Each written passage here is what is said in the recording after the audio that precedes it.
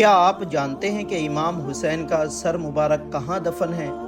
تو جب امام حسین کے جسم کو کربلا میں چھوڑ کر یزیدی سر مبارک کو دمشق لے گئے تو عارضیہ کی بستی کے لوگوں نے امام حسین کے جسم مبارک کو کربلا میں دفن کر دیا، اور جب اہل بیت اطہار 40 دن کی قید میں رہنے کے بعد مدینہ آئے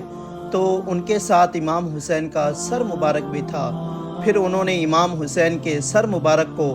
جنت البقیع کے قبرستان میں حضرت فاطمہ اور امام حسین کی قبر مبارک کے بیچ میں دفن کر دیا،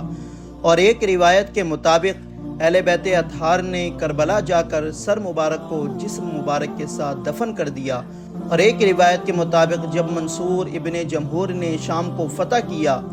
تو یزید کے خزانے والے کمرے میں داخل ہوا تو ایک چمکدار صندوق دیکھی،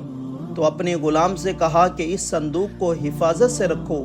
یہ صندوق بنو امیہ کا بہت قیمتی خزانہ لگ رہا ہے۔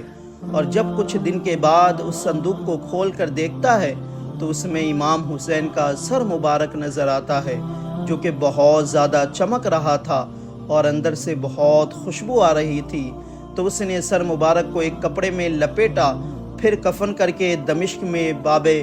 فرادیس کے پاس دفن کر دیا، جو کہ آج ایجپٹ یعنی مصر سے جانا جاتا ہے۔ تو امام حسین کے سر مبارک کو دفن کرنے کے تعلق سے 3 روایت مل گئی۔ پہلی روایت یہ کہ امام حسین کا سر جنت البقیع میں دفن ہے، دوسری روایت یہ کہ امام حسین کا سر